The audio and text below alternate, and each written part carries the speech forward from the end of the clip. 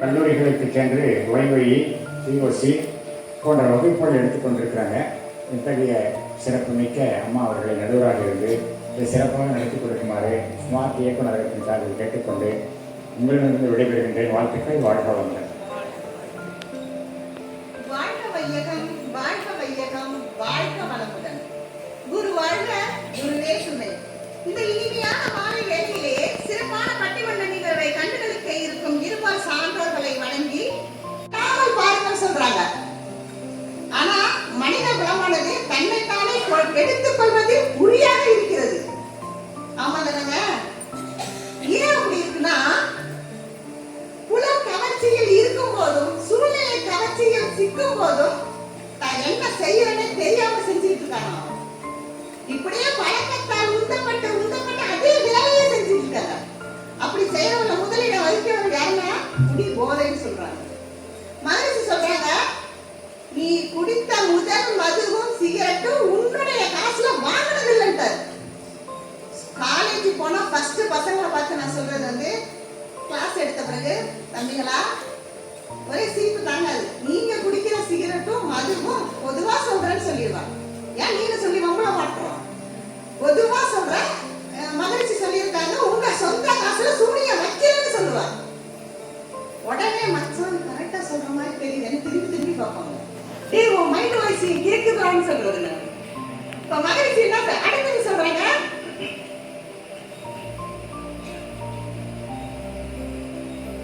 இந்த தலைப்பை கொடுத்தவரை யாரையும் ஒண்ணு தேடிச்சுங்க. சித்தர் பாடல்கள் கிடையாது, சினிமா பாடல் தான். நெஞ்சம் ஒரு முறை நீ என்றது, கண்கள் மறு முனை வார் என்றது, ரெண்டு கைகளும் சேஸ் என்றது, உள்ளம் எல்லாம் உனக்கு என்றது சொல்லுது. அந்த மாதிரி தானே இந்த மக்கள் இப்ப வாழ்ந்துட்டு இருக்காங்க. இந்த தலைப்பை கொடுத்த உடனே என்னோட ஊர் வந்து காரைக்கால், நான் பிறந்த ஊர் காரைக்கால். இறைகளை எப்படியெல்லாம் வட்டம் போட்டு நம்மள திட்டம் திட்டிங்க உட்கார வச்சுட்டு. ஆமா,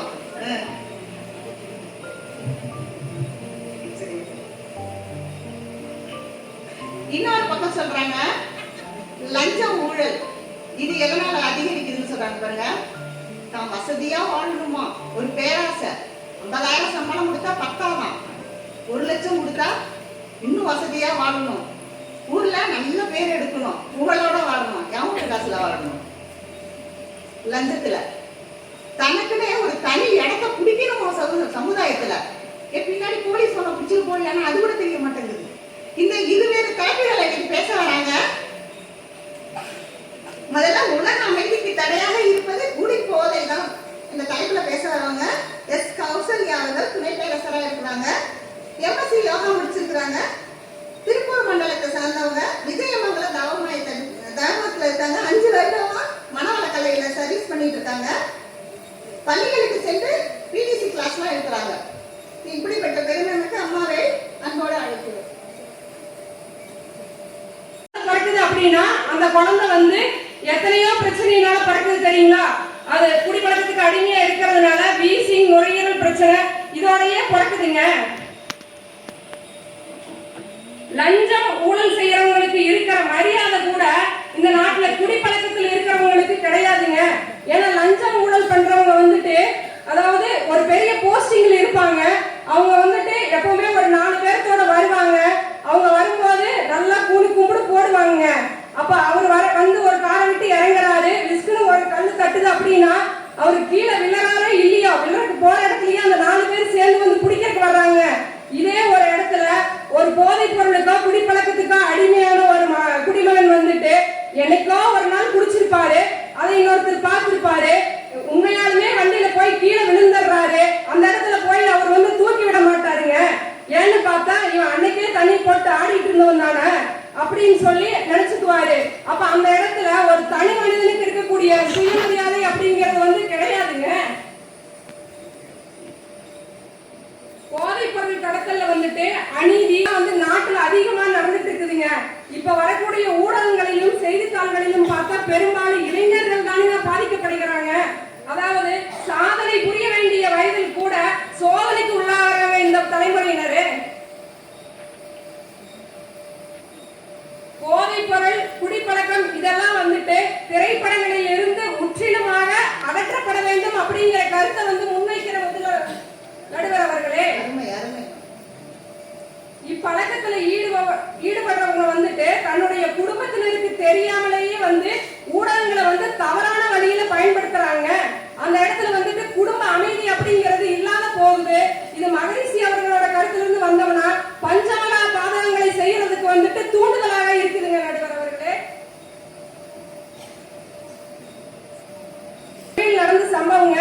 ஸ்கூல்ல வந்து இந்த மாதிரி உடற்பயிற்சி வகுப்புக்கு போயிருக்கிறேன். 10வது 11வது படிக்கக்கூடிய மாணவர்களுக்கு வகுப்பெடுக்கிறதுக்காக போயிருக்கிறேன். அந்த இடத்துல வந்துட்டு அந்த ஹெச்எம் வந்து வகுப்புக்கு நான் தனியா போறதுக்கு விட அலோவ் பண்ண மாட்டேங்கிறாரு. ஏன்னு கேட்டா என்னுடைய பள்ளியில் படிக்கக்கூடிய மாணவர்கள் வந்து குடிப்பழக்கத்துக்கும் போதை பழக்கத்துக்கும் அடிமையா இருக்கிறாங்க அப்படின்னு சொல்றாரு. அந்த இடத்துல வந்துட்டு அந்த செகண்ட்ல ஓய்வில் இருக்கக்கூடிய ஒரு ஆசிரியர் ஒருத்தர் வந்துட்டு என் கூட துணைக்கு எழுப்புறாங்க முதல்வர் அவர்களே. ஆனா இப்படிப்பட்ட சமுதாயத்துல வந்துட்டு அந்த பள்ளி மாணவர்களிடையே வந்து சின்ன வயசுலயே நம்ம அந்த வேதாத்திரிய கல்வியை புகட்டி இருந்தா அந்த மாணவர்கள் வந்து அந்த அப்படிப்பட்ட ஒரு நிகழ்வுக்கு போவாங்களா? உண்மையிலேயே நடந்த சம்பவம் ஒண்ணு சொல்றேங்க. எங்க வீட்டுக்கு பக்கத்து வீட்டுல நடந்தது. அந்த வீட்டுல வந்துட்டு அப்பா அம்மா குழந்தை ஒரு 8 வயசு குழந்தை இருக்கிறாப்படி. அப்ப அவங்க அப்பா வந்து குடிப்பழக்கத்துல இருக்கிறாரு. அந்த அன்னைக்கு நைட்டு வந்து ட்ரிங்க்ஸ் பண்ணிட்டு வர்றாரு. அந்த அம்மா குழந்தைய பார்த்துட்டு இருக்கிறாங்க. அவர்கிட்ட சொல்றாங்க, அப்பா நீங்க வந்துட்டு கொஞ்ச நேரம் கொண்டு போய் பிள்ளை பார்த்து இருந்துட்டு கொண்டு தூங்க வைங்க அப்படின்னு சொல்றா. அப்படி நான் வீட்டை க்ளோஸ் பண்ணிட்டு வரேன், பெட்ரூம்ல கொண்டு தூங்க வைங்க அப்படின்னு சொல்றாங்க. அப்போ அவர் வந்து அந்த குடிப்பழக்கத்துல இருக்கிறதுனால அவங்க ஒய்ஃப் சொன்னது கூட அவருக்கு காதுல விழுகல. அப்போ அந்த குழந்தைய விட்டுட்டு அவர் போய் தூங்கிடுறாரு. இவங்க வீட்டு கேட்டெல்லாம் க்ளோஸ் பண்ணிட்டு வரும்போது அந்த குழந்தை என்ன பண்ணுதுன்னா தவழ்ந்து போய் அந்த பக்கத்துல இருக்கக்கூடிய ஒரு பாத்ரூம்குள்ள பக்கெட் இருக்குது. பக்கெட்ல ஒரு அரை பக்கெட் தண்ணி தான் இருக்குது. அதை வந்து கையை விட்டு அலம்பி பாக்குது. எந்திரிச்சு நின்று பக்கெட்டை பிடிச்சி எந்திரிச்சு நின்று கையை விட்டு அலம்பி பாக்குது. அது எட்டலையும் உடனே கையை நல்லா உந்தி பார்க்கும்போது 2 காலும் மேல தூக்கி உள்ள தலையில விழுந்துருச்சு நடுவர் அவர்களே. அப்ப அந்த சமயத்துல வந்துட்டு இவங்க ஒய்ஃப் எல்லாம் க்ளோஸ் பண்ணிட்டு அங்க உள்ள போய் பெட்ரூம்ல போய் பார்க்கும்போது தன்னோட குழந்தை இல்ல, அவரு தூங்கிடுறாரு. பதட்டப்பட்டு வெளியே வந்து பார்க்கும்போது வீதி லைட்டோட வெளிச்சத்துல அந்த பாத்ரூம்ல வந்துட்டு தன்னுடைய 2 கால் மட்டும் அப்படியே ஆடுறது தெரியுதுங்க. அப்ப வந்துட்டு தன்னோட குழந்தைய வந்து போய் பார்க்கும்போது தூக்கி உயிர் இருக்குதா இல்லையா அப்படிங்கிற ஒரு திணறல்ல வந்து போய் தூக்கி பாக்குறாங்க. அப்ப அந்த குழந்தை வந்து மூச்சு திணறலாகி அப்படியே வீசிங் வந்த மாதிரி இருக்குது. அப்ப அவங்க கொண்டு வந்து பெட்ல படுக்க வச்சு மார்பு பிடிச்சி இப்படி அழுத்தி தண்ணி பூரா வாய் வழியா வர வச்சு அவங்களுக்கு எப்படி அந்த தாய்க்கு ஒரு நிலைமை இருக்குன்னு தெரியுமாங்க? ஒரு பதட்டமான சூழ்நிலை இருக்குது. அப்போ அந்த பதட்டமான சூழ்நிலையில கூட போய் அந்த வீட்டுக்காரரை எழுப்புறாங்க. அவர் அந்த இடத்துல எந்திரிச்சு வரலீங்க. அப்போ அந்த குடிப்பழக்கமும் போதை பழக்கமும் அவர்கிட்ட இருக்கும்போது அந்த பதட்டமான சூழ்நிலையில் இருக்கக்கூடிய தன்னுடைய மனைவியை கூட காப்பாற்ற முடியாத நிலையில் இருக்கிறாங்க நடுவர் அவர்களே.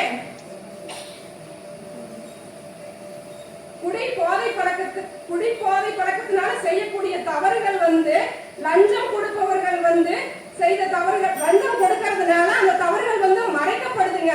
இப்ப பார்த்தோம்னா இந்த பொள்ளாச்சியில் நடந்த சம்பவம், டெல்லியில் நடந்த சம்பவம் எல்லாம் வந்து இது உதாரணமா இருக்குதுங்க. திருவள்ளுவர் சொல்றாரு, அறிவற்றான் காக்கும் கருவி செல்வார்க்கு உள்ளடிக்கலாகாத அரண் அப்படின்னு சொல்றாங்க. இதுல இருந்து என்ன தெரியுதுன்னா, நம்ம எந்த ஒரு சூழ்நிலையிலும் நம்மளுடைய அறிவை வந்து தவறாமல் தக்க வைத்துக் கொள்ள வேண்டும். அப்பதான் நல்ல பண்பு விளையும். அப்போ உலக அமைதி கெடுவதற்கு முக்கிய காரணமாக இருப்பது போதை பழக்கமும் குடிப்பழக்கமுமே என்று கூறி வாய்ப்பளித்த அனைத்து உள்ளங்களுக்கும் நன்றி கூறி விடைபெறுகிறேன். நன்றி, வணக்கம்.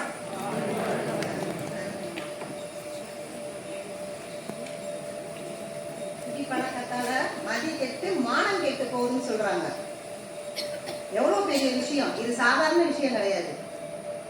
ஒவ்வொரு இடத்துலயும் நம்மளே பார்க்கணும், தண்ணியை போட்டுட்டு என்ன ரகலை கட்டுறாங்கன்னு. தன் ட்ரெஸ் எப்படி இருக்குன்னு கூட தெரியாத அவ்வளவு பார்க்கவே அருவருக்கத்தக்க நிலைகள்ல அவங்க இருப்பாங்க. இப்ப அடுத்தது, உலக அமைதிக்கு மதிப்பு மிக்க வகுத்தார்கள், மதியற்றோர் லஞ்சத்திற்கு அதை விற்பார் கொள்வார்னு சொல்றாரு. சட்டம் நமக்காக தான் நல்லபடியா போட்டிருக்காங்க. அந்த சட்டத்தையே நம்ம மாத்தி லஞ்சமா மாத்தி வச்சிருக்கோம்னு சொல்றாங்க.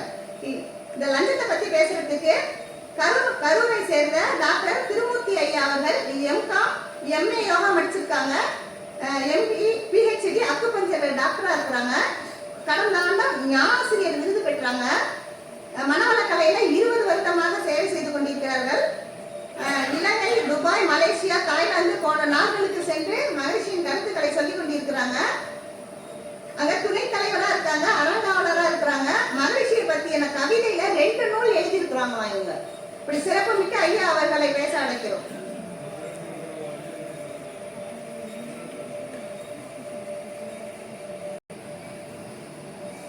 நடுவர் உள்ளிட்ட அவையோர் அனைவருக்கும் இனிய மாலை நல் வணக்கம். வாழ்வளமுடன். உலக அமைதிக்கு தடையாக இருப்பது லஞ்சமும் ஊழலே என்ற தலைப்பில் பேசப்பட்டுள்ளது. நெஞ்சு பொறுப்பதிலேயோ மனிதரை நினைந்து விட்டால் வல்லமை தானாயோ இந்த மாநிலம் பயனுற வாழ்வதற்கு சொல்லடி சிவசக்தி என்னை சுடர்மிகு அடிவுடன் பறைத்து விட்டாள் என்றுதான் சொல்ல தோன்றுகிறது. நாட்டிலே நடக்கூடிய இந்த குடி போதை, லஞ்ச ஊழல் செய்யோ மனிதர்களை கண்டால் பாரதியின் இந்த வரிகள் நினைவுக்கு வருகிறது. நமது மகிழ்ச்சி அவர்கள் ஒன்றை காரணமாக சொன்னால் அதற்கு தீர்வு மகிழ்ச்சி இடம் உள்ளது.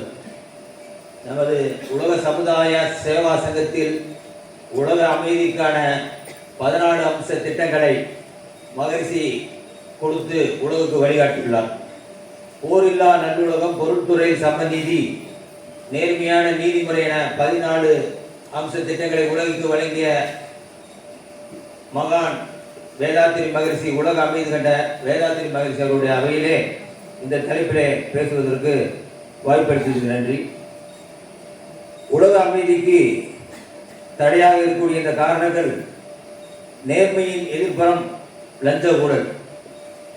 எனக்கு முன்பாக பேசிய சகோதரியார் அவர்கள் சொன்னார், உலக அமைதிக்கு தடையாக இருப்பது குடி போதை என்று, சொந்த காசில் சூனியம் வைத்துக் கொள்வது என்று சொன்னார். அதெல்லாம் சொந்த காசில் சூனியம் வைத்துக் கொள்வதுதான், சொந்த காசில் அவர்களே தேடிக் கொள்வதுதான் குடி போதையெல்லாம். ஆனால் லஞ்ச ஊழல் என்றால் அது ஒரு நாட்டையே அசைத்து பார்க்கக்கூடியது, நாட்டின் வளத்தை பாதிக்கக்கூடியது, உலக அமைதிக்கு பெரும் தீங்கு விளைவிக்கக்கூடியது லஞ்சமும் ஊழல் தான். லஞ்ச ஊழலுக்கு காரணம் மனிதர்களுடைய, உலக தலைவர்களுடைய பேராசை, நேர்மையின்மை, சுயநலம்தான் காரணம். நாட்டில் லஞ்சமும் ஊழலும் பெருகுவதால் நாட்டில் பொருளாதார நெருக்கடி ஏற்படுகிறது. அதனால் பணவீக்கம், விலைவாசி உயர்வு, ஊழல் பெருகி நாட்டில் அவசர நிலை ஏற்பட்டு அரசியல் மாற்றங்களால் நாட்டு தலைவர்கள் அடித்து விரட்டப்படக்கூடிய சூழ்நிலை பல்வேறு நாடுகளில் நடைபெற்றுக் உள்ளது. கொள்ளையடிக்கிறார், எத்தனை காலம்தான் ஏமாற்றுவார் இந்த நாட்டிலே? அரசு நிறுவனங்களிலே கொள்ளை, வங்கிகளில் ஊழல் கொள்ளை, இயற்கை சுரண்டல், கல்வி நிறுவனங்களில் ஊழல், அட்ஜஸ்ட்மெண்ட்ஸ், மணல் கொள்ளை, கனிம வளம கொள்ளை, பல்வேறு ஊழல் லஞ்ச தலைவர் ஆடுது. கொடுக்க வேண்டியதை கொடுத்தாலும் பெற வேண்டியதா இருக்கு. கோயில்களில் லஞ்ச ஊழல், திருப்பதி லட்டு பிரசாதத்தில் ஊழல், எங்கும் நிறைந்திருப்பது இறைவனா என்றால் இல்லை, எங்கும் நிறைந்திருப்பது லஞ்ச ஊழல் தான். கடவுளோடு டெய்லி பேசலாம், இல்ல மயக்க நிலையில் தவறு செய்கிறார்கள், அறிவு நிலையில் இருந்தா அவங்க தவறு செய்ய மாட்டாங்க. கடவுளுக்கு பேராசை நிறுவனம் என்ற தத்துவத்தை நாம் புரிந்து கொண்டால் உலகத்திலே லஞ்ச ஊழல் குறையும். அதனால் உலக அமைதிக்கு பெருந்தீங்கா இருப்பது லஞ்ச ஊழல் தான். தேவையுணர்வு, அறியாமை, பழக்கம் மூன்றாலே தீங்கு தரும் பல செயல்கள் நிகழ காண்போன்றார். குற்ற செல்வம், உடல் இழைப்பு, அறிவு இவை கொண்டு உலகுக்கு உதவியரும் கொண்டாற்றி மகிழ்வோம். மற்றவரை எதிர்பார்த்தால் கையேந்தல் வேண்டாம், மாநிதியாம் இறைவனை தன் மனத்தடியில் தேர்வோம் என்று மகிழ்ச்சி அவர்கள் வழிகாட்டியுள்ளார்.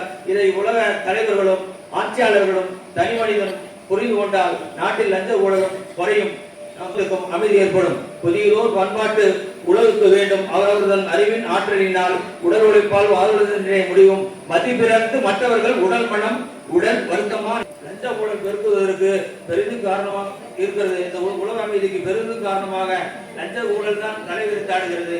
இந்த லஞ்ச பேயையும் ஊழல் பெருச்சாளிகளையும் விரட்டுவதற்கு நமது மனவளக்கலை எனும் மருந்து உள்ளது, மந்திரம் போல் உள்ளது. அது உலக சமுதாய சேவா சங்கத்திடம்தான் உள்ளது. அதை தேடி உழவோர் வருவார்கள். இந்த நாட்டில் நிச்சயம் நடக்கும், உலக அமைதி கிடைக்கும் என்று கூறி வாய்ப்புக்கு நன்றி கூறி விடைபெறுகிறேன். நன்றி, வாழ்க வளமுடன். இவங்களுக்கு பதிலடி கொடுக்க உலக அமைதிக்கு தடையாக இருப்பது குடி மற்றும் போதையே என்று சொல்ல கங்கா அம்மா அவர்கள் வருகிறாங்க. இவங்க எம்எஸ்சி யோகா படிச்சிருக்கிறாங்க. தர்மபுரி மாவட்டத்தை சேர்ந்தவங்க, துணை பேராசிரியராக இருக்காங்க. 9 வருட காலம் மனவளக்கலையில் தன்னோட சேவையை சிறப்பாக செஞ்சுட்டு இருக்கிறாங்க. சத்திரம் மேல் திரு அறக்கட்டளையை சார்ந்தவர்கள். இப்படி சிறப்புமிக்க அம்மா அவர்கள் மிக கலகலப்பாக பேசுபவர்கள். வாழ்க வையகம், வாழ்க வையகம், வாழ்க வளமுடன். குரு வாழ்க, குருவே துணை. என்னோடு பேச வந்திருக்கும் என் அணியினருக்கும், என்னை எதிரில் அமர்ந்திருக்கும் என் எதிரணியினருக்கும், பார்வையாளராக அமர்ந்திருக்கும் ஆன்றோர் பெருமக்களுக்கும் சான்றோர் பெருமக்களுக்கும் என்னை போன்றோர்களுக்கும் என் முதற்கண் வணக்கத்தை தெரிவித்துக் கொள்கிறேன். என்னடா நடுவரை விட்டுட்டீங்களே, முக்கியமான ஆளாச்சே அப்படின்னு நீங்களா கேட்கலாம். ஏன்னா அவங்க ஸ்பெஷல் இல்லையா? அழகான வார்த்தையால் நடுவர் அவர்களை அலங்கரிக்க ஆசைப்படுகிறேன். அதற்குள் அலாரம் அடித்து விடுமோ என ஐயம் கொள்கிறேன். அதனால ஒரு 6 நிமிஷத்துக்கு அலாரத்தை ஒழித்து வைக்கவும்.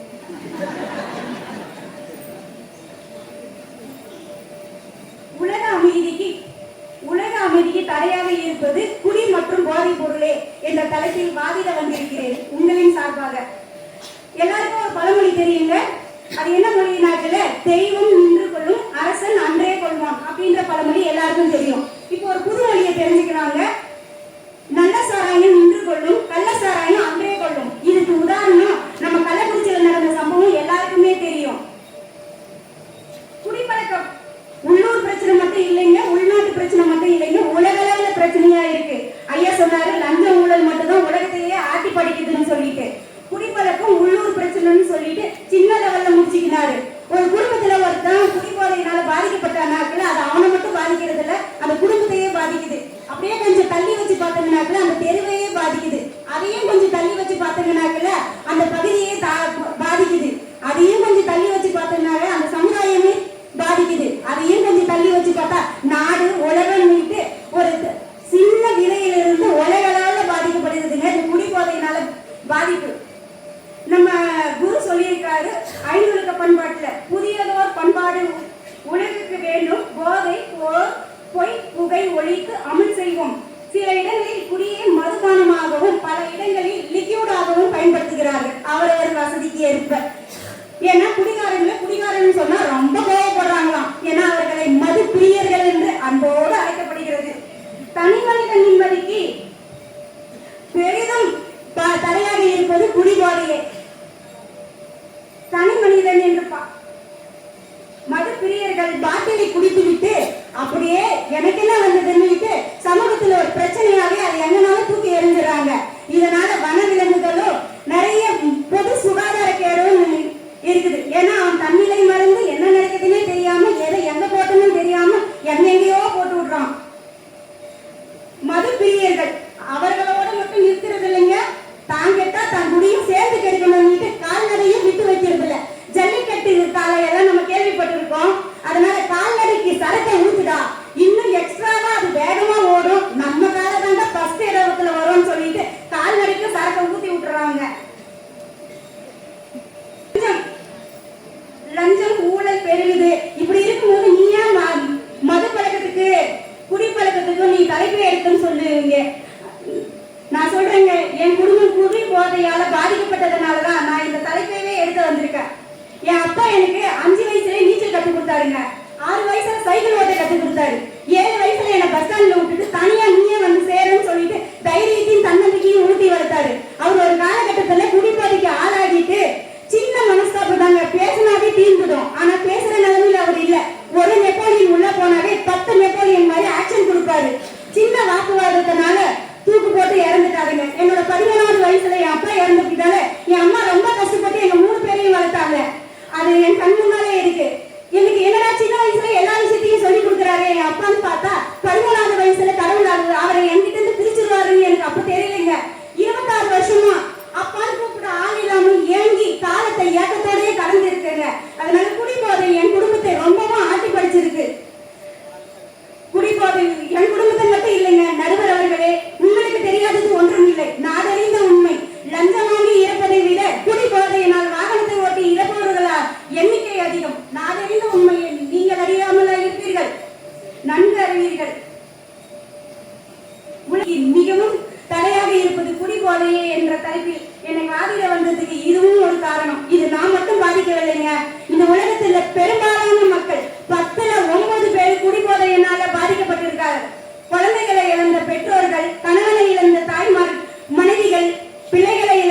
பெற்றோர்கள் என பலவாறாக பல கோணங்களில் இருக்கிறார்கள். இளைஞன் வண்டியை ஓட்டிக் கொண்டு வருகிறான், 100 வருகிறான், அவன் 108 மாறிக்கொண்டு போகிறார்கள். அவ்வளவு வேகம். நிதானம் என்றே ஒன்றும் இல்லை. எதிரில் வருவன் யார் என்றும் பார்ப்பது இல்லை. ஒருவன் அப்படிதான் குடிபாதையில் என் முன்னால் வந்தான். அவனோட நாட கிராஸ் பண்றதுக்கு தப்பா நினைச்சிடாதீங்க, நானும் போட்டுட்டேன். அவனோட நாட 2 பேருக்கும் ஒருமா அதை பார்த்துட்டு காலையிலேயே ஆரம்பிச்சிட்டீங்களா அப்படின்னு. நாரோட சேர்ந்து பூ மணக்கலாங்க, பூவோட சேர்ந்து நார் மணக்குதுங்க. இறுதியா ஒன்னே ஒண்ணு சொல்றேங்க. ஏன்னா எனக்கு கொடுத்த டைமுக்குள்ள முடிக்கலன்னா அலாரத்தை அடிக்கடி அழித்துனே இருப்பாங்க. அந்த சிரமம் எல்லாம் கொடுக்கலைங்க. ஏன்னா 1050 காதுகளும் 1050 கண்களும் என்னை பார்த்து கொண்டு இருக்கிறது. அதனால குறித்த நேரத்தில் முடிக்கலாம் என்று நான் முடிவு செய்து விட்டேன். அம்மா நடுவரே அம்மாவா இருக்கிறதுனால ஒன்றும் பிரச்சனை இல்லைங்க. குடிபோதையினால பாதிக்கப்பட்ட குடும்பங்கள் எத்தனை அப்படின்ற அவங்களுக்கே தெரியும். ஒன்னே ஒண்ணு இறுதியா சொல்ல ஆசைப்படுறேங்க. மனுநீதி போல நேர்மையான தீர்ப்பு வழங்கி அந்த நாட்டில் வாழ்ந்த நடுவர் அவர்களே, நீங்கள் நேர்மையான தீர்ப்பு வழங்குவீர் எண்ணிக்கை என்று நான் நம்புகிறேன். பாண்டிய மன்னன் போல ஆராயாமல் தீர்ப்பு கொடுத்து மறுபரிசீலனைக்கு கண்ணகி வந்தது போல இந்த கங்காவை வர வச்சிடாதீங்க. உங்களுக்கு எச்சரிக்கை நான் விடவில்லை, ஜஸ்ட் எடுத்து வைக்கிறேன், அவ்வளவுதான். எனக்கு வாய்ப்பு கொடுத்த நல்ல உலகங்கள் அனைவருக்கும் நன்றி பாராட்டி விடைபெறுகிறேன். மேலும் ஒரு சின்ன விஷயத்தை மட்டும் சொல்லிக்கிறேங்க. உலகம் உருண்டை என்பது உண்மை என்றால் மீண்டும் இது போன்ற மேடையில் சந்திப்போம். இப்படிக்கு கங்கா, சத்திரம் இருக்கிற தர்மபுரி. நன்றி, வணக்கம். இது கேட்டோடனே வடிவேல் காமெடி தானே வருது, ஞாபகம் வருது. மன்னா எதிரி நாட்டு மன்னன் நம்ம போருக்கு அழைக்கிறாங்களா? போருக்கெல்லாம் வர முடியாது, ஏன்னா மாருக்கு வர சொல், அடித்து பேசலாம்னு சொல்றாங்க.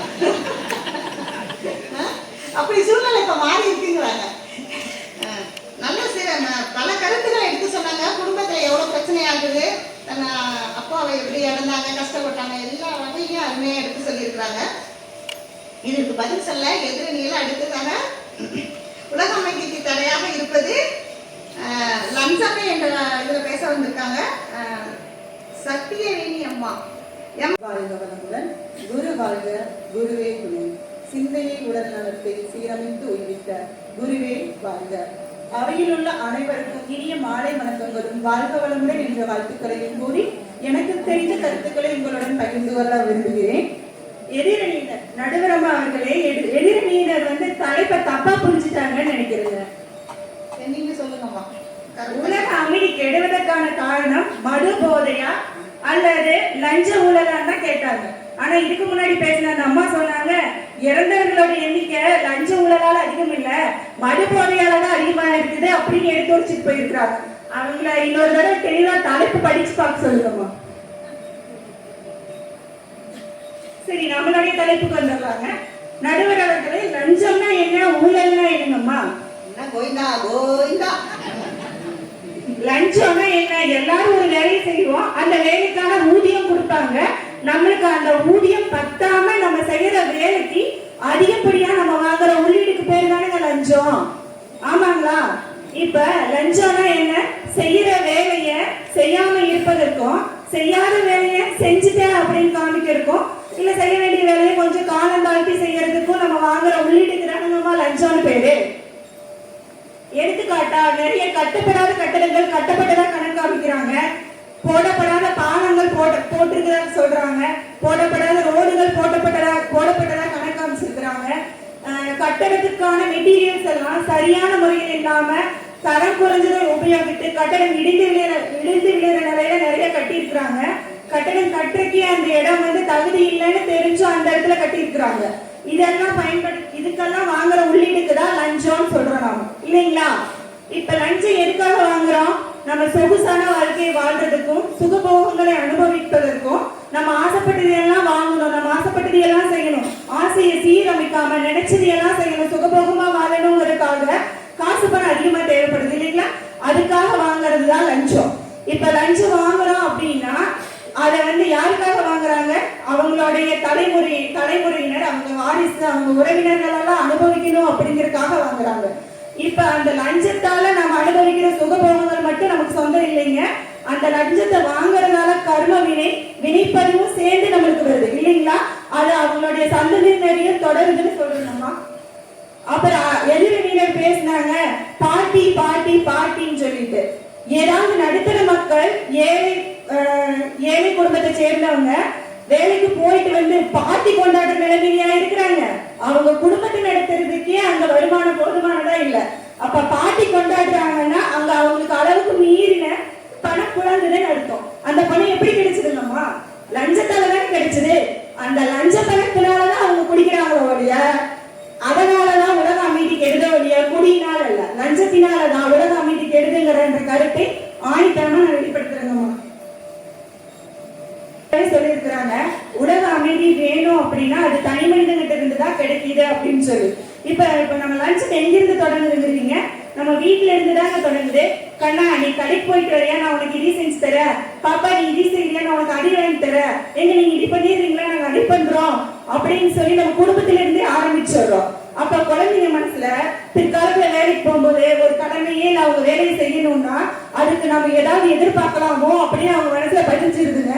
அப்ப நம்ம சின்ன வயசுல இருந்த குடும்பத்தில இருந்து அவங்களுக்கு சொல்லிக் கொடுக்கணும். நம்ம வேலை நம்ம வேலைங்கிறது நம்மளுடைய கடமை, அதை நம்ம கரெக்டா செய்யணுங்கிறத நம்ம சொல்லி கொடுத்து வளர்க்கணும். அப்ப குடும்ப அமைதி கிடைக்கும் போது உலக அமைதி தானாவே கிடைக்கும். ஒரு மருத்துவத்துறையில சரியா படிக்காம பணம் கொடுத்து சீட்டு வாங்கிடுறாங்க. பிற்காலத்துல எந்த நோய்க்கு எந்த மருந்து கொடுக்கணும்னே தெரியாம பல உயிர்கள் பலியாகுது. ஆனா நல்ல மார்க் வாங்கியும் சீட்டு கிடைக்கலங்கிற மன உளைச்சலையும் நிறைய உயிர் சேதங்கள் ஏற்படுது. அந்த விளைவுகள் எல்லாம் மக்கள் மனதில் தாக்கத்தை ஏற்படுத்துது. அது உலக அமைதி கெடுறதுக்கும் பெரும் வாய்ப்பா அமையுது. எந்த துறையிலுமே பாத்தீங்கன்னா அதுக்கு தகுதியும் திறமையானவங்க சரியான முறையில தேர்ந்தெடுக்கப்படுறது இல்லை. தேர்வு பாத்தீங்கன்னா கண்துடைப்புக்கு முன்னாடி எக்ஸாமு செலக்ஷன் கமிட்டி அந்த மாதிரி வச்சிடறாங்க. ஆனா அது வைக்கிறதுக்கு முன்னாடியே அந்த போஸ்டிங்குரிய அந்த பதவிக்குரிய நபர்கள் முன்னாடியே லஞ்சத்தை கொடுத்து அந்த போஸ்டிங் அப்பாயின்மெண்ட் ஆயிடுது. அப்ப அந்த துறையில அதுக்கு தகுதியும் திறமையும் வாங்கினவங்க அதில் நியமிக்கப்படுறது இல்லை. அதனால எந்த துறையுமே முன்னேற்றம் அடைய மாட்டேங்குது. முன்னேற்றம் அடையினா உலகத்துல அமைதி கிடைக்க மாட்டேங்குது. படிப்புக்கும் பட்டத்துக்கும் இருக்கிற பணத்துக்கு இருக்கிற மரியாதை பதவிக்கும் பட்டத்துக்கும் இல்லைங்க. இப்ப ஒரு போஸ்டிங் வாங்கணும் அப்படின்னா அவங்க திறமையை அதுல பாக்குறது இல்ல, அந்த போஸ்டிங்க்கு எவ்வளவு பணம் கொடுக்குறாங்க அப்படிங்கறத பார்த்துதான் போஸ்டிங் போடுறாங்க.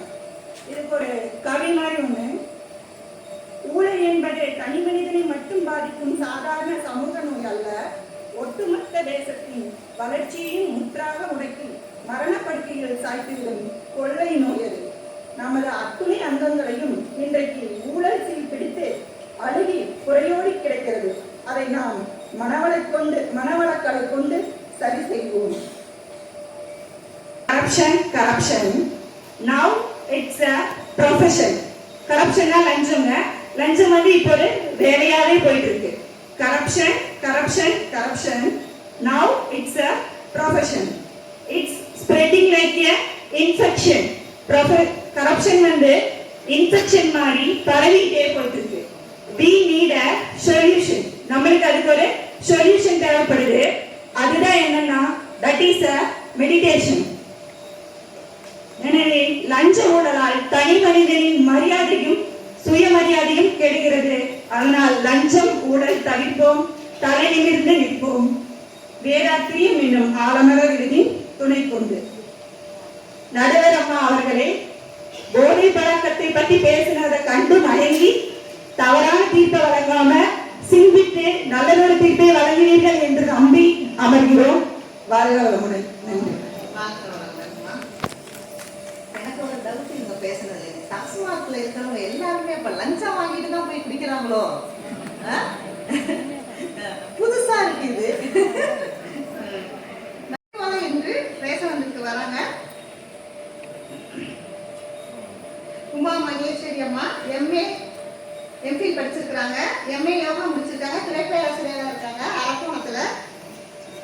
11-12 வகுப்பு தமிழ் முதுகலை ஆசிரியராக இருக்கிறாங்க. 4 வருடமாக மனவளக்கலையில இருக்கிறாங்க. வாழ்க வையகம், வாழ்க வையகம், வாழ்க வளமுடன். எப்பொருளை எச்செயலை எக்குணத்தை எவ்வுயிரை ஒருவர்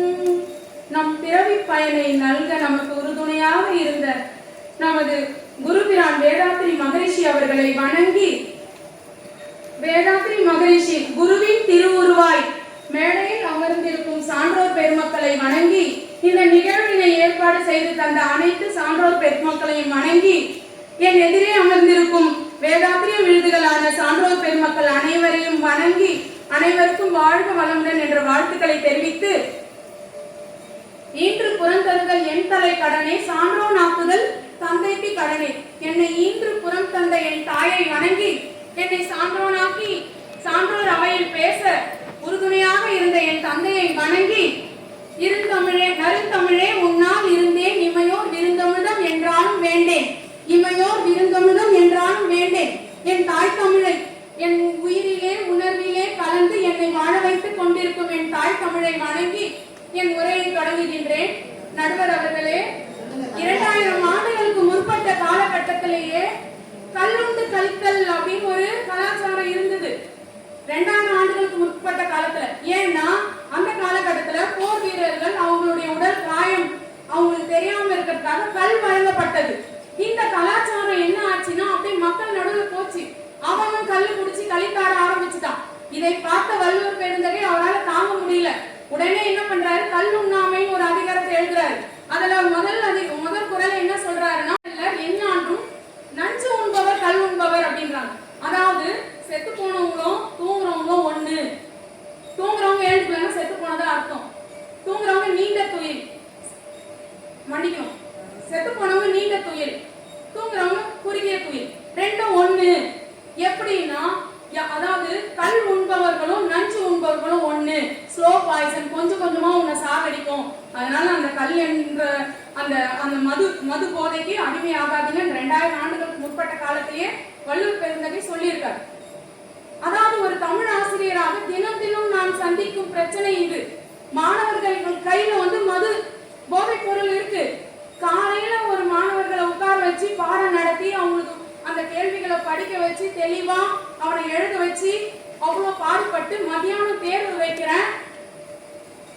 மதியானத்துக்கு மேல அவன் பேச்சு அவனே கேட்க மாட்டான், போதையை போட்டு மாட்டான். காலையில நான் போட்ட எப்போது மொத்தம் மீன், மதியானம் வெறும் தாள். காலையில அவ்வளவு அற்புதமா எழுதி காட்டினோம், மதியானம் வெறும் தாளை எடுத்துன்னு வந்து காட்டுறான். கண்ணெல்லாம் சவுந்து போயிருக்கும். எனக்கு வரும் போவோம் உச்சத்துக்கு, டேய் நாளைக்கு உங்க பெற்றோர் அழைச்சிருப்பா பேசணும். ஏன்னா நாங்க தான் அடிக்கக்கூடாது ஆசிரியர்கள். அப்ப அவங்க அப்பா 2 குழந்தை அவன் திருந்துவான், ஒரு முறையாவது ஒரு பயம் வரும் அப்படின்னு சொல்லிட்டேன். அவன் ஒரு யாரணுமோ ஒரு பார்வை பார்த்து சரிங்க அம்மா, அம்மா தான் அழைப்பாங்க, சரிங்க அம்மா. மறுநாள் அவங்க பெற்றோர் வராரு. என்னை யாரும் வர சொன்னாங்க அம்மா, யார் அந்த அம்மா, வெளியே வர சொல்லு. நான் போயிட்டேன். ஐயா வணக்கங்க ஐயா, இந்த மாதிரி அப்படின்னு ஆரம்பிச்சோன்னு, என்ன என் புள்ள அப்படின்னு எதையோ ஒண்ணு ஆரம்பிச்சுட்டு அவர் கண்ணெல்லாம் சவுந்து போயிருக்கு. உடனே தேம்பி தேம்பி அழ ஆரம்பிச்சுட்டாரு. வீட்டுல எங்க பொண்டாட்டின்னு ஆரம்பிச்சாரு. ஐயா வாழ்க வளமுடன், நான் உங்களை எதுக்காக வர சொன்னேன்னா, பையன் நல்லா படிக்கிறான், அவன் ப்ராக்ரஸ்ல கொஞ்சம் கையெழுத்து போட்டு நீங்க கிளம்புங்க ஐயா, டேய் அம்மாவை கொஞ்சம் தயவு செஞ்சு வீட்டுக்கு கூட்டு போயிடலாம். இதான் என் நிலைமை. நேற்று பெருமிதமா இருந்தேன், இன்னைக்கு ஒண்ணும் பண்ண முடியல. காரணம் என்னன்னா, அவங்க அப்பா வீட்டுக்கு ஒரு குடிமகன்கள் இருக்கிறாங்க. அவன் குடிமகனா இருந்தா அவன் பிள்ளைய தட்டி கேட்க முடியுமா?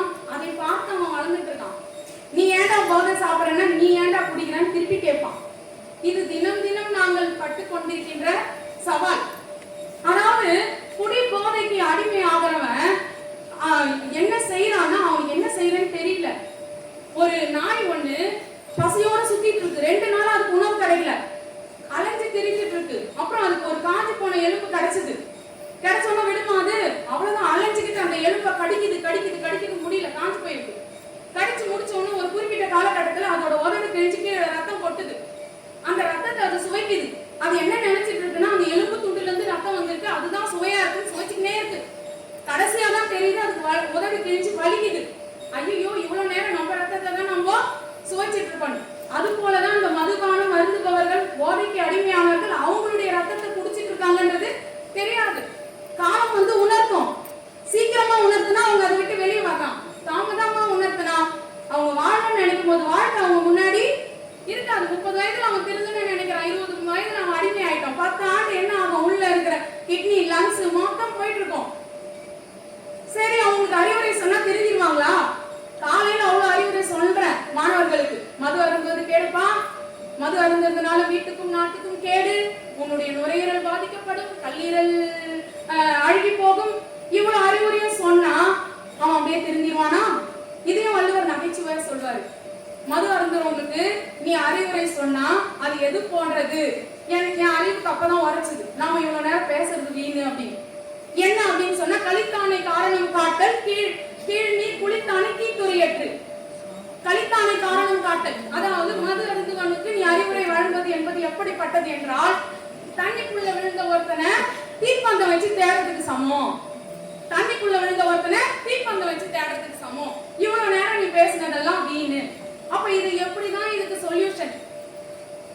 எங்க எதிரணியினர் பேசினாங்க லஞ்சம் ஊழல். அதனால இப்போ லஞ்சம் ஊழல் நான் எங்க கொண்டு வரேன்னா, மது அருந்துவது ஒரு வகை போதை என்றால் லஞ்சம் ஊழல் என்பதும் ஒரு வகை போதை.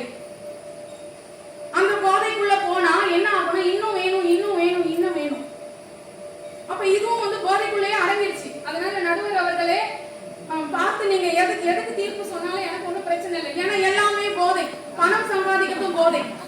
அந்த பேராசை காரணமா தான் இருக்கிறது போதும்னு நினைக்கிறவன் லஞ்சம் வாங்க மாட்டான், பேராசை காரணமாக தான். அதாவது எல்லாரும் சொன்னாங்க பாரு, அந்த மதுக்கு எல்லாருமே உடனே அடிமை ஆகிறது இல்ல, பிறர் மன தூண்டுதல். மகரிஷியனுடைய நான் சாப்பிட்றேன்டா, உன்னால நீ என்னடா இருக்கு, நீ என்ன ரொம்ப யோகியமா, வாடா பாருடா அப்படின்னு இழுக்கிறது. 2 நண்பர்கள் முதல்ல பிடிக்கணும்னு ஆசைப்பட்டாங்க. அதுல ஒருத்தன் வேணாடா, முதல்ல பயங்கரமா இருக்கும், அதெல்லாம் பிடிச்சா நம்ம மீண்டு வர முடியாது அப்படின்னு. இன்னொருத்தன் கொள்கை பிடிப்பால, நான் முதல்ல பிடிச்சே தீர்வேன், வா போலாம். சரி நண்பன் கூப்பிடுறானே, கூட போய் வேடிக்கையாவது பார்க்கலாம்னு 2 பேரும் நிக்கிறாங்க. ஒருத்தன் முதல்ல பிடிக்கணும்ன்றவன் போயிட்டான். முதலையை பார்த்தோன்னா அவனுக்கு முதல்ல ஒரு பயம் வருது. அதுக்கப்புறம் முதலைக்கு அவனுக்கும் பயங்கரமான ஒரு போராட்டம் நடந்து ஒரு குறிப்பிட்ட காலகட்டத்துல 2 பேரும் நிக்கிறாங்க. கரையில இருக்கிறான்டே, முதலையெல்லாம் பிடிச்சிட்டு சேருடான்றான். உடனே அவன் சொல்றான், நான் எங்கதான் முதலைய பிடிச்சிருக்கேன், அதுதான்டா என்ன பிடிச்சிருக்கு. அப்ப போதை பொருளுக்கு அடிமையாகிற முதல்ல சும்மா பார்க்கலாம்னு நினைப்பான். ஆனா பார்த்துட்டு அதுக்கப்புறம் அது நம்மள பிடிச்சுக்கும். இது போன்ற முதலைகள் நாடு முழுக்க இருக்கு. அந்த முதலைகள் கிட்ட இருந்து காப்பாத்திக்க வேண்டியது நம்மளுடைய தனிமனித ஒழுக்கம் தான். லஞ்சம் ஊழல் வாங்குறவனாவது என்னைக்காவது ஒரு நாள் அடிபட்டு திருந்துனா அவனுக்கு சொல்றதாவது அவன் சிந்தையில உரைக்கும். ஆனா மது போதைக்கு அடிமையானவன் சிந்தையே கெட்டு போயிடும். அவனுக்கு எந்த அறிவுரையும் சொன்னாலும் வள்ளுவர் சொன்ன திருக்குறள் தான் ஞாபகத்துக்கு வரும். அதனால உலகில் உள்ள பொறுப்புடைய தலைவர் எல்லாம் உயிரறிவை உள்ளுணர்வை உணர்ந்தால் மட்டும்தான் இதற்கு தீர்வு என்று கூறி வாய்ப்பளித்த அறக்கட்டளைக்கு நன்றி கூறி விடைபெறுகிறேன். நன்றி, வாழ்க வளமுடன். குடிகாரம் பேச்சு பொழுது விடிஞ்சா போச்சு அப்படின்னு சொல்லுவாங்க. அப்ப அவங்க திருந்துவாங்களான்னு சொல்றாங்க. காலுண்டி நடக்கிறப்ப தெரியாதான் வாழ்க்கை, கோலுண்டி நடக்கிறப்ப தெரியுமா? ஏன்னா இப்படி ஆயிட்டா நீ குடிக்காதவனா அவன் சொன்னா அடுத்தவன் கேட்பானா?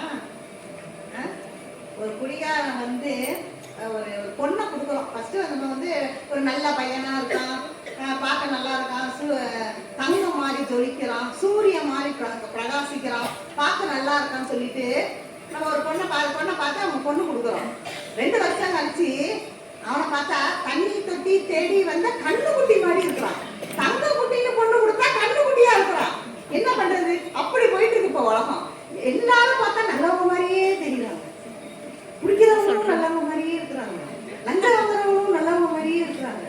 முகம் அப்படி பலன்னு இருக்கு. என்னத்த சரி அப்படி கண்டுபிடிக்கிறதுனே தெரியல. அடுத்தது உலக அமைதிக்கு தடையாக இருப்பது லஞ்சம்.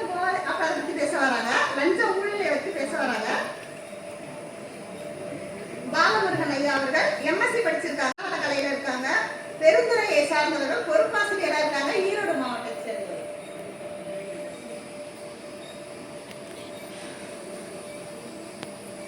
வாழ்க வையகம், வாழ்க வையகம், வாழ்க வளமுடன். சிந்தனையை உடல் நலத்தை சீரமைத்து உய்வித்த குருவின் அடி போற்றி, குருவே துணை. அருட்தந்தை வேதாத்ரி மகரிஷி அவர்கள் நம்மோடு சூக்குமமாக இருந்து எல்லாரும் வழிநடத்தியது போல இனி வரும் அடுத்த சில நிமிடங்களுக்கும் வழிநடத்துவதாக. வாழ்க வையகம், வாழ்க வையகம், வாழ்க வளமுடன். உலக அமைதி அப்படிங்கிறது உன்னை பார்த்து உலகம் சிரிக்கிறது அப்படின்னா பூமி உருண்டை நம்ம பார்த்து சிரிக்குதா? அப்படின்னா என்ன அர்த்தம்? உன்னை பார்த்து உலகம் சிரிக்கிறதுனா உலகத்தில் உள்ள மக்கள் சிரிக்கிறாங்க. அப்போ உலகம் அப்படிங்கிறது என்னது? பல நாடுகள் சேர்ந்தது. நாடுகள் அப்படிங்கிறது என்னது? பல ஊர்கள் சேர்ந்தது. எல்லாமே நமக்கு தெரிஞ்ச விஷயம் தான். தெரிந்த விஷயத்தை திரும்ப நினைவுபடுத்துவதற்கு தான் இந்த மாதிரி நிகழ்ச்சிகள். அந்த ஊர்கள் என்பது பல நாடுகளுக்கு பல ஊர்கள் சேர்ந்தது. ஊர்கள் என்பது பல குடும்பங்கள் சேர்ந்தது. அப்ப தனி மனிதன் அமைதியாக இருந்தால் இந்த உலகம் அமைதியா இருக்கும். அதுக்காக தான் எவ்ரி இண்டிவிஜுவல்ஸ்க்கு இந்த பயிற்சி போகணும் தான் மகரிஷி அவர்கள் இந்த பயிற்சி வடிவமைச்சு கொடுத்துருக்காங்க. அவங்க சொல்லாத சிந்தனை கிடையாது. ஞான களஞ்சியம் வந்து ஒரு பெரிய கடல். அந்த புத்தகம் நம்ம படிக்கிறோமோ இல்லையா வாங்கியாவது வச்சுக்கணும். சரிங்களா? இது ஒரு ரெக்வெஸ்டா இருக்கலாம். ஸோ லஞ்சம் மனித இன வாழ்வை கெடுக்கும். எப்படி அப்படின்னு மகிழ்ச்சி ஒரு கவிதையில எழுதியிருக்காங்க. 660 கவிதையில மனிதருக்கு ஆட்சி சட்டம் மதிமிக்கோர் வகுத்தார். மனிதருக்கு ஆட்சி சட்டம் மதிமிக்கோர் வகுத்தார். ரொம்ப டேலண்டா உள்ளவங்க தான் இந்த சட்டங்கள்லாம் வகுத்திருக்காங்க. மதியற்றோர் லஞ்சத்திற்கு அதை விற்பார் கொள்வார். அதை விற்கிறதுக்கு ஒரு ஆள் இருக்காங்க, வாங்குறதுக்கு ஒரு ஆள் இருக்காங்க. தனி மனிதன் வாழ்வுக்கும் காப்புக்கும் ஆட்சி சட்டங்கள் எவ்வளவு மதிப்புடையது. அந்த புனித பொருளை திருடி பிழைக்கும் பழக்கத்தால் பிணக்கு, பகை, ஏழ்மை, போர் பெருகியது. எப்படி வருது? கடைசியில போர் வர்ற வரைக்கும் அது எப்படி தோன்றுது? அந்த லஞ்சம் அப்படிங்கிறத கடைசி லைன் தான் பாருங்க, ரொம்ப கைவிட்டா இருக்கக்கூடியது. உலகில் இனி நாமே ஒரு கடுமையான சட்டம் செய்வோம். மகிழ்ச்சியோட கவிதையிலங்க, எப்போதும் எவரும் கையூட்டு பெறா முறையில்.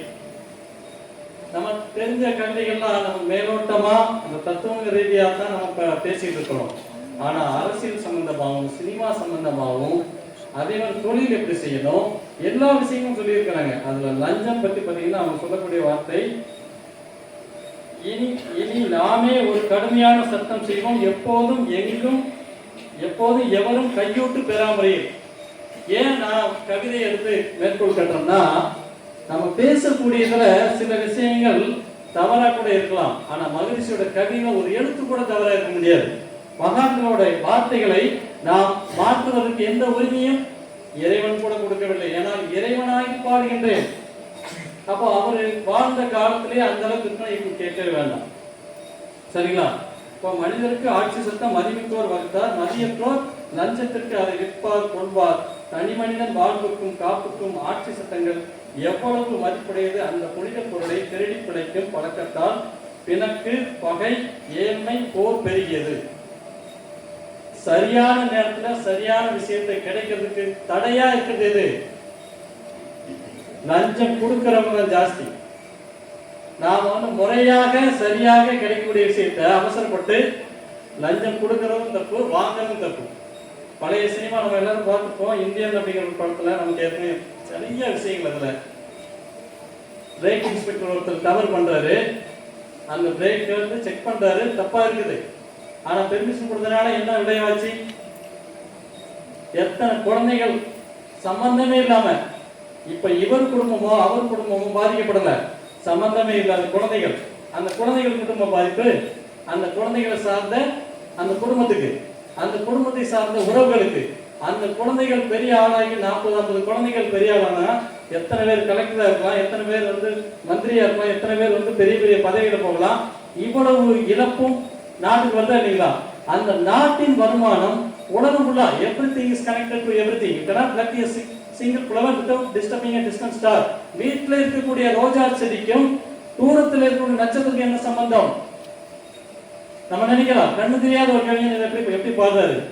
எல்லா விஷயத்துக்கும் கொண்டு தொடர்பு இருக்குது. இல்லைன்னா நீங்களும் நாளைக்கு வந்து உட்கார்ந்துக்க முடியாது. நல்லா யோசிச்சு பாருங்க. எல்லா விஷயத்துக்கும் தொடர்பு இருக்கு. அந்த தொடர்பை புரிந்து கொள்ளக்கூடிய அறிவு வேண்டாம் நாம் வளர்த்து கொள்ளாம இருக்கலாம். ஆனால் தொடர்பு இல்லாமல் எந்த ஒரு விஷயமும் காரணம் இல்லாமல் எந்த காரியமும் நடப்பதில்லை. அப்போ ஒரு மரத்துக்கு பழம் வந்து கசப்பா இருக்குது அல்லது புளிப்பா இருக்குது அல்லது சுவை இல்லாம இருக்கு, நல்ல மரம் அப்படின்னு என்ன அர்த்தம்? வேர்ல போகக்கூடிய விஷம் அது வந்து மாத்துது. இப்போ நம்ம வந்து என்ன மாத்தணும்? அந்த பழத்தை பிடிக்க போடலாமா? அந்த இதெல்லாம் இலையெல்லாம் பிரிச்சு போடலாமா? அல்லது தண்டை வெட்டிடலாமா? அல்லது வேற எடுத்து மாத்திடலாமா? எதை மாத்தணும்? போகக்கூடிய விஷத்தை மாத்தணும். அப்போ விஷமா இருக்கிறது லஞ்சம் ஊழல். அந்த விஷம் தான் என்ன செய்யுது, சொல்றாங்க இல்லையா, குடி போதை, அதுக்கும் காரணமா இருக்குது. பணம் இல்லாமல் அதெல்லாம் வாங்க முடியுமா? எதா இருந்தாலும் குடி போதை அப்படிங்கிறது பணம் தான் காரணமா இருக்குது. அந்த பணம் நியாயமான உழைப்பினால், நியாயமான ஒரு உடல் உழைப்பால், அறிவால் வந்துச்சுன்னா தவறான பாதைக்கு போகணும்னு வருமா? பெரும்பாலும் தவறுக்கு காரணம் என்னது? நியாயமற்ற முறையில் வரக்கூடிய வருமானம் தான். அடுத்த நேர்மையற்ற உரிமை அப்படிங்கிற ஒரு கவிதையில் அற்புதமா சொல்றாங்க. பண்டங்கள் உற்பத்தி சிலரே செய்ய பலர் அவற்றை வட்டி வரி லாபம் என்று பண்டங்களை சுரண்டி அனுபவிக்க பயனற்ற நிர்வாக முறை வளர்ந்து பண்டங்கள் நிரப்புதலில் ஒழுங்கு மாறி பாருடையில் பகை வறுமை யுத்தமாச்சு. பண்டங்கள் உழைப்பு ஆட்சி பணம் விஞ்ஞானம் பணப்பிரிவும் செல்வந்த சொத்தாயிற்று. இதே உலக சமாதானங்கிற இதுல ரொம்ப அற்புதமா மகிழ்ச்சியோட அந்த புக்ல உலக சமாதானம், அந்த முதல்ல சொன்ன ஞானக்கலைஞர் பாகம் 1, 2, அடுத்து உலக சமாதானம். ஸோ இந்த மாதிரி தலைப்புகள்ல எடுத்துக்கிட்டா இந்த புத்தகங்கள்ல இருந்தால் தான் நமக்கு வந்து உதவியா இருக்கும். ஸோ இந்த உலக சமாதானத்துல என்ன கவிதைக்குன்னா, அந்த கவிதை எழுதி அதுக்குரிய தமிழ்ல ஒரு விளக்கம் கொடுத்து அப்புறம் இங்கிலீஷ்ல விளக்கம் கொடுத்துருப்பாங்க. ஏன்னா எல்லா மக்களுக்கும் அது போய் சேரணும். பண்டங்கள் உற்பத்தி சிலரே செய்ய பலர் அவற்றை வட்டி வரி லாபம் என்று பண்டங்களை சுரண்டி அனுபவிக்க பயனற்ற நிர்வாக முறை வளர்ந்து பண்டங்கள் நிரம்புதலில் ஒடுக்கு மாறி. அதாவது இதுல என்ன சொல்ல வராங்கன்னா, கூட்டுறவு முறை அப்படிங்கிறது. அந்த நிலாசோறு அப்படின்னு நம்ம இந்த கிராமத்துல நம்ம வந்து இருக்கணும்னு தெரியும். எல்லார் வீட்டுல இருந்து குழந்தைங்க என்ன கொண்டு வராங்க, பருப்பு சாதம் ஒரு வீட்டுல இருந்து கொண்டு வராங்க, ரசம் சாதம், அப்படி எல்லாம் கொண்டு வந்து இந்த மொட்டை மாடியில வெளிச்சம் டிம்மா தான் இருக்கும். ஆனா அதுல கிடைச்ச சந்தோஷம் நீங்க எத்தனை வசதி வாய்ப்புல எந்த இதெல்லாம் கிடைக்குமா? நல்லா யோசிச்சு பாருங்க. அப்போ அதெல்லாம் நம்ம இழந்துருக்கோம் இல்லைங்க. இப்போ நிறைய விஷயங்கள் தகவல் பரிமாற்றம் அப்படிங்கிறது ரொம்ப பக்கமாயிட்டு, ஆனா உறவுகள்லாம் தூரமா போயிட்டு. என்ன காரணம்? நமக்கு எது தேவை என்ற தெளிவில்லாதனால தான். அதாவது பொருட்கள் வேணும் அப்படிங்கிறது நம்ம பெருக்கிட்டே போறோமே தவிர அந்த பொருட்கள் எதுக்கு வேணும்? அமைதியாகவும் சந்தோஷமா இருக்கும். அந்த அமைதி சந்தோஷம் எங்கிருந்து கிடைக்கும்? உள்ளிருந்து கிடைக்குமா வெளியிருந்து கிடைக்குமா?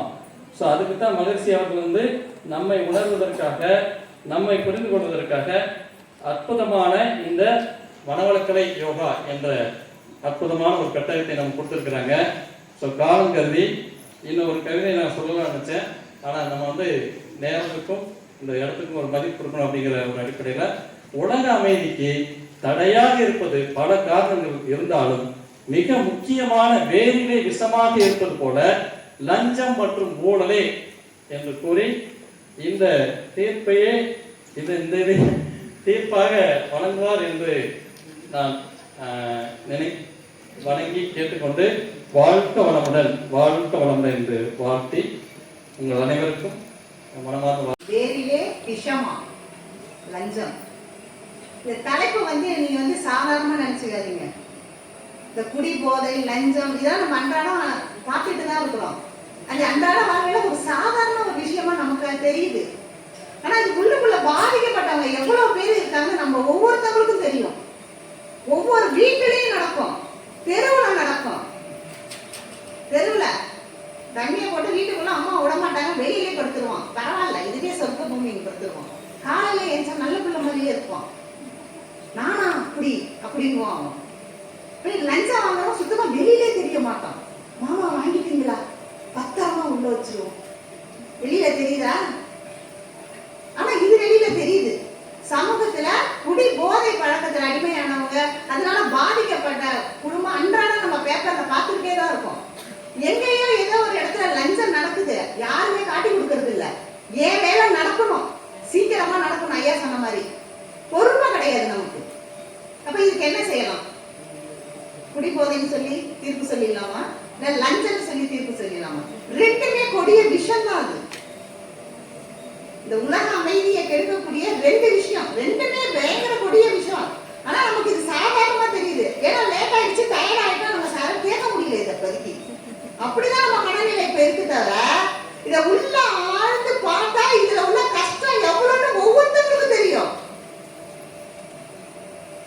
ஒவ்வொரு வீட்டிலேயே குடியினால பாதிக்கப்பட்ட ஒவ்வொரு குடும்பம் எவ்வளவு கஷ்டப்படுது. லஞ்சத்தால ஒருத்த வாங்கி அவன் வாங்கினவன உள்ள தட்டாங்க, அவன் லஞ்சம் கொடுத்துட்டு வெளில வரான். ஆனா தண்ணி போட்டவன்